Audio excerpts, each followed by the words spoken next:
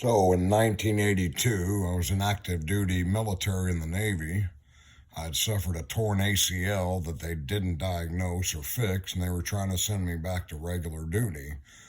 I got on my knees that night. I read the Bible for 5 hours, and I saw a white light who told me everything was fine and go back on earth and do the right thing. And the next day I woke up and all I could talk about was the white light and my new experience with God. It's documented in my employment folders. All my supervisors said all he does is talk about God. And the captain of Pearl Harbor Naval Station signed me over to a mental institution to have me observed for 3 days. He didn't send me to clergy. He didn't send me to religion. He sent me to the mental institution. They sent me back after 3 days to go back to work. So since I went around telling everybody about Jesus again, I realized I was going to end up in trouble. So I requested to be released from the military so I could practice my religious freedom.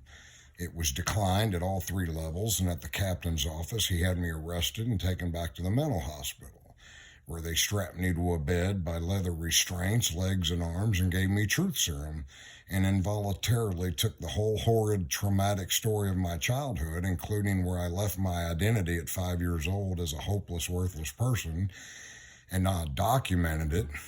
The next day at a board review, I had a drug interaction and it locked my throat up, and there were 5 officers waiting to diagnose my problems. I was removed from the room, never to return again, and my medical diagnosis was pretty much made up from orderlies, technicians, and signed off by doctors. So I'm a borderline intellectual functioning with a 79 IQ, several personality disorders as diagnosed through the military. They spent 6 months institutionalizing me until they gave me an honorable discharge. And it says mental illness for the reason.